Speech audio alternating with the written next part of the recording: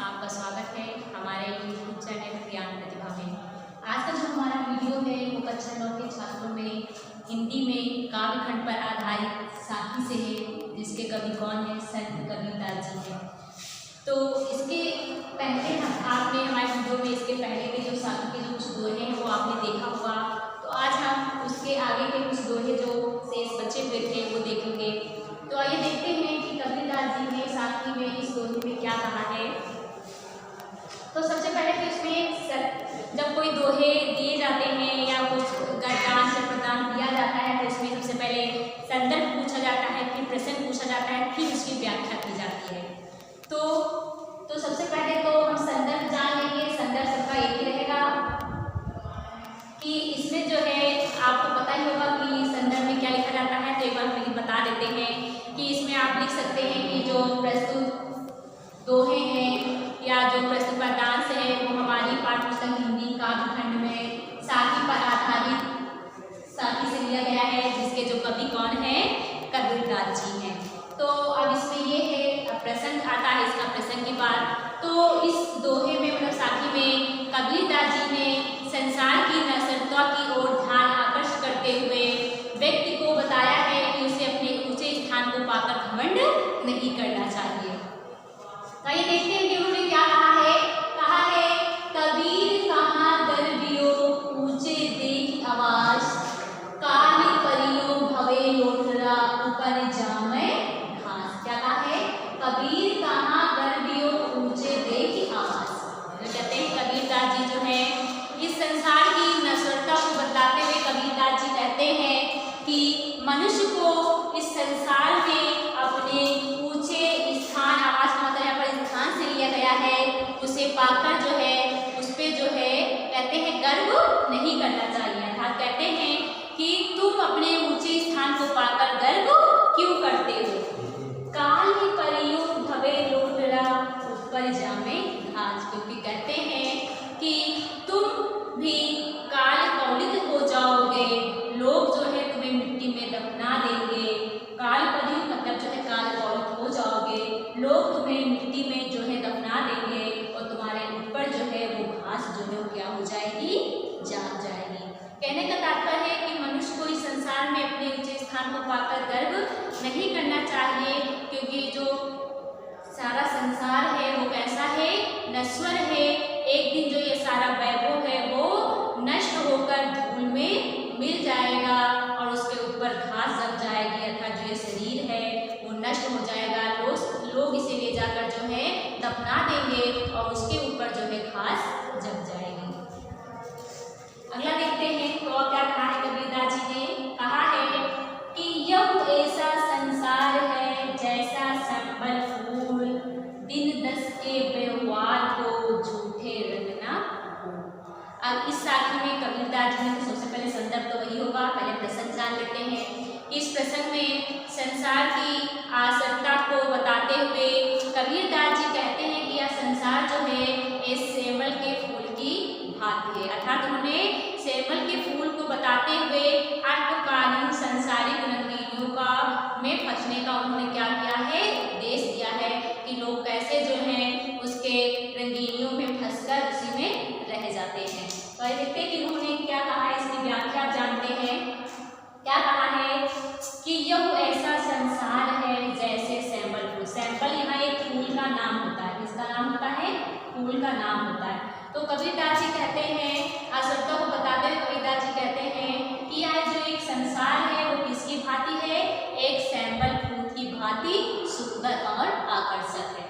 कहते हैं जो यह संसार है वो सैंपल के फूल की भांति सुंदर और आकर्षक है, जिसमें कोई गंध नहीं है, जिसमें कोई गंध नहीं है।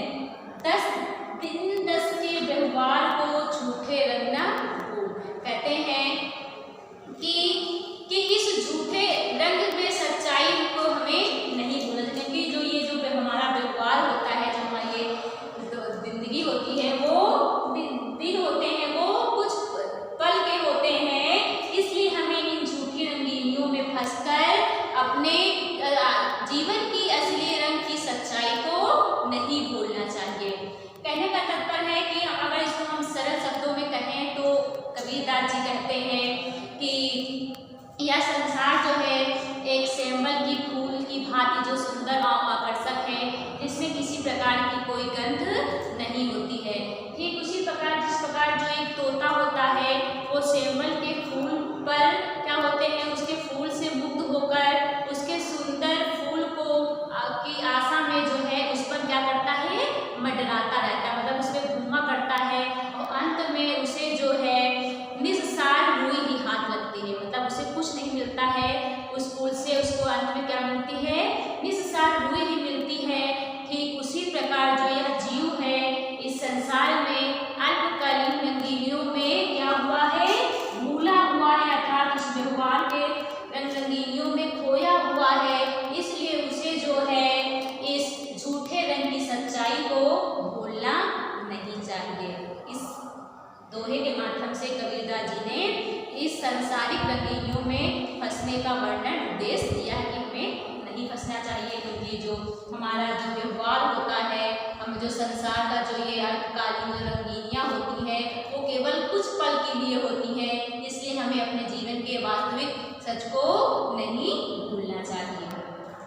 अगला देखते हैं इन्होंने क्या कहा है यह तन काचा कुंभ है, लिवा फिरे था साथी, ढपका लागा फूट गया, कछु ना आया हाथ। अब संदर्भ तो इसमें भी वही सेम होगा, पहले जैसा पूर्वत, अर्थात हिंदी में कहते हैं पूर्वत। फिर इसका देख लेते हैं प्रसंग क्या होगा, इसका प्रसंग क्या होगा।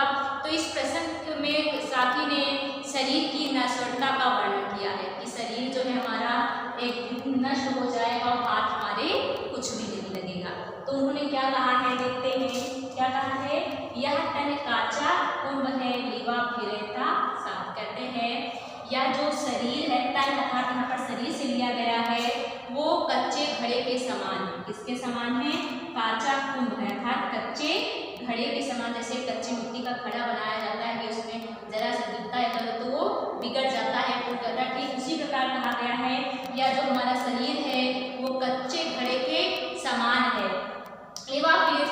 जिसे तुम बड़े अहंकार के साथ सबको दिखाने के लिए साथ लिए घूमते हो। कहते हैं लिवा फिरे का साथ, मतलब जिसको दिखाने के लिए तुम सबको साथ लिए फिर रहे हो, अर्थात घूमते हो।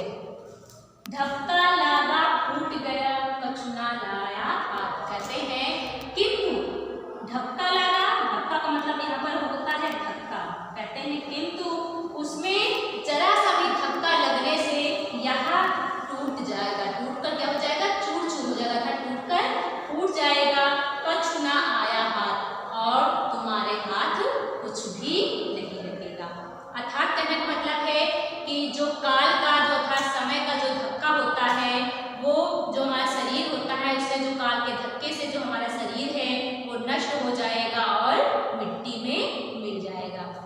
अब फिर से देख लेते हैं कि इन्होंने कबीरदास जी ने क्या कहा है कि जो हमारा शरीर है वो क्या है, मिट्टी के घड़े की भांति है, मिट्टी के घड़े की भांति है।